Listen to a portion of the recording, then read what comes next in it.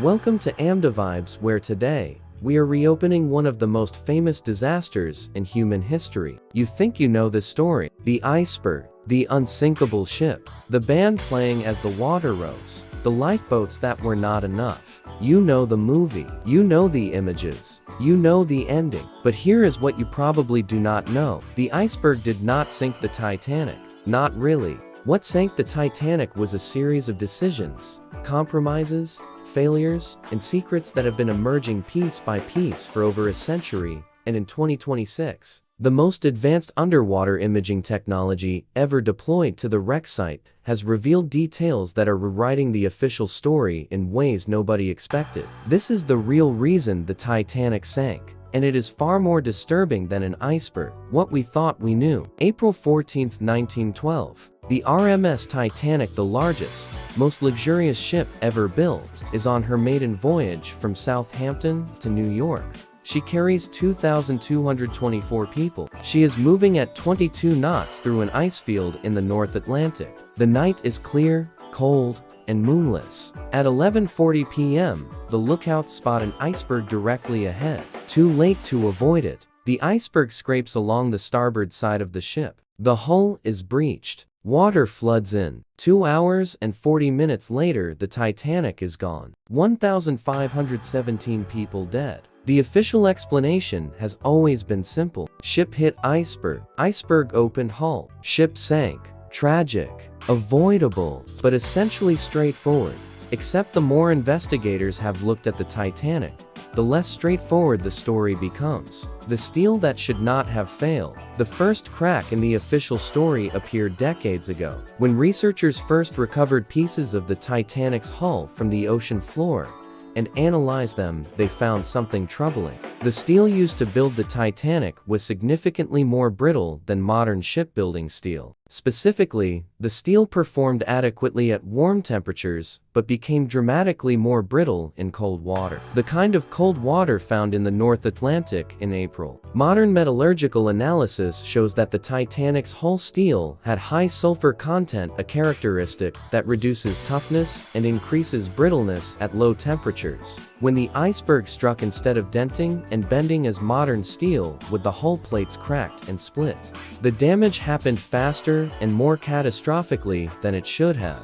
But was this just the technology of the era? A limitation that nobody could have known about? Not exactly, because the evidence suggests that even by 1912 standards, corners were cut. The rivets. Here at AMDA Vibes, this is where the story gets genuinely disturbing. In the early 2000s, researchers Jennifer Hooper McCarty and Tim Folk conducted the most detailed metallurgical analysis of Titanic artifacts ever undertaken. They focused on the rivets. The Titanic was held together by approximately 3 million rivets. These rivets connected the hull plates to the ship's skeleton. They were the critical fasteners that kept the ship watertight. What McCarty and Folk found in the recovered rivets shocked the engineering community. The rivets used in the bow and stern sections of the Titanic, the sections most vulnerable to collision damage, contained abnormally high levels of slag. Slag is a glassy byproduct of iron smelting. Small amounts are normal and acceptable. The amounts found in the Titanic's rivets were not small. High slag content makes rivets brittle. Under stress, instead of deforming and holding, they pop. They fail catastrophically. The researchers concluded that when the iceberg struck, the rivets in the hull did not bend. They popped, like buttons off a coat,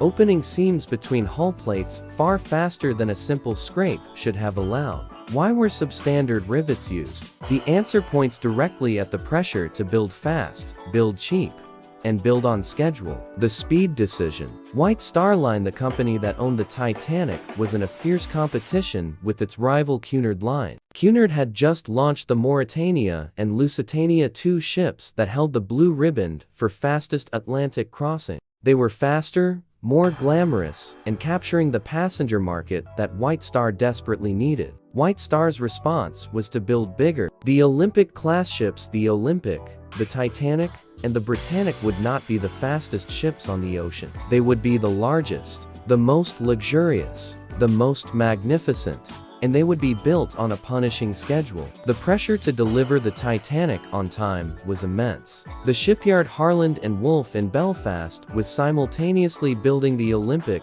and the Titanic. The workforce was stretched. The supply chains were strained. The best quality materials were not always available when needed. When the highest quality wrought iron rivets were in short supply for the bow and stern sections, lower quality rivets with higher slag content were used instead. The decision was not made by a villain. It was made by project managers under schedule pressure, making pragmatic compromises that seemed reasonable at the time. The kind of compromises that are made on every major construction project. Every day, everywhere. Usually, they do not matter. On April 14, 1912, they mattered enormously. The fire nobody talked about. In 2017, journalist Sinan Milani made a discovery that added another layer to the story. Examining photographs of the Titanic taken before she left Belfast, photographs that had never been closely analyzed before, Milani found something extraordinary. A large black mark on the hull, approximately 30 feet long, running along the starboard side exactly where the iceberg struck. The mark was consistent with the coal fire.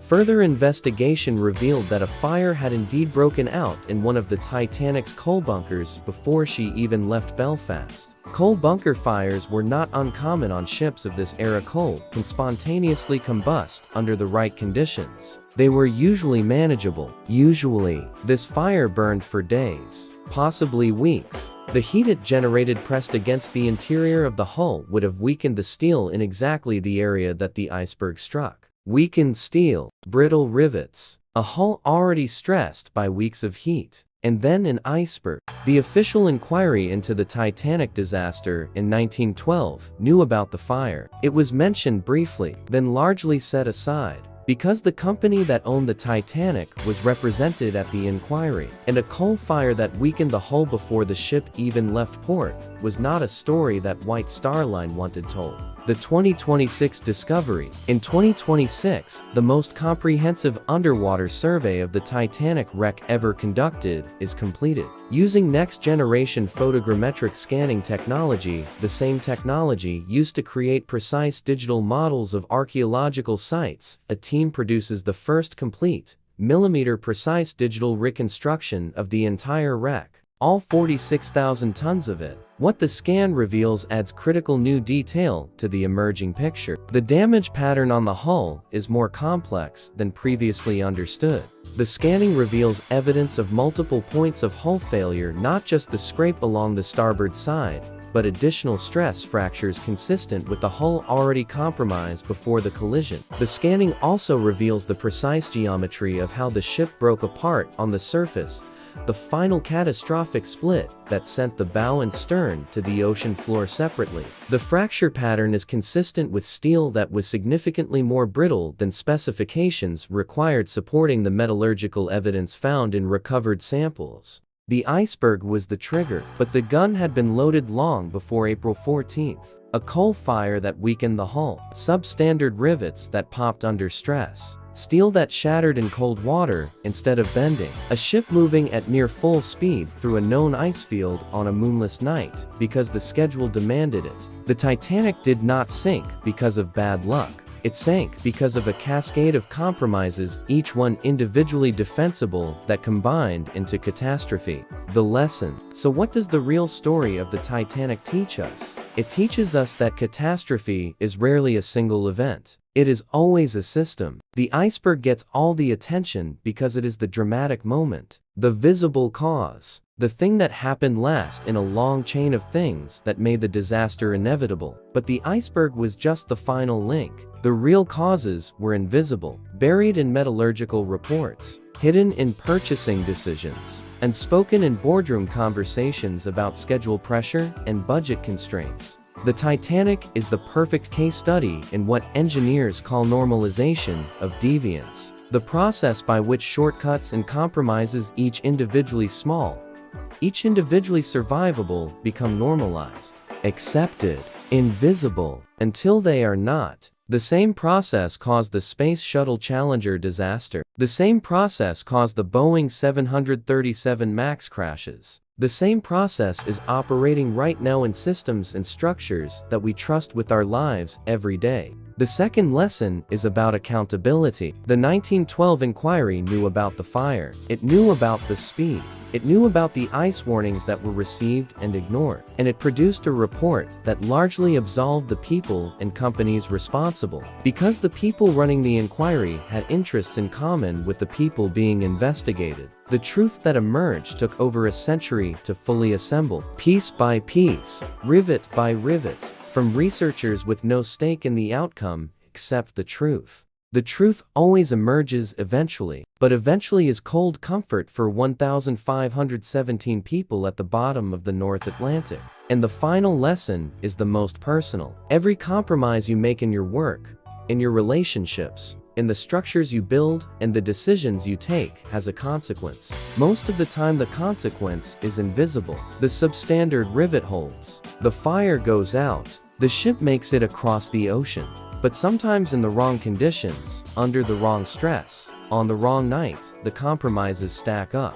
And the ship goes down. Build things right the first time. Here at Vibes, we tell these stories because the Titanic is not just a disaster, it is a lesson in how human systems fail. And that lesson is more relevant in 2026 than it has ever been. If this story opened your eyes, share it with someone today. Subscribe to Vibes for more stories that change how you see the world. We'll see you in the next one.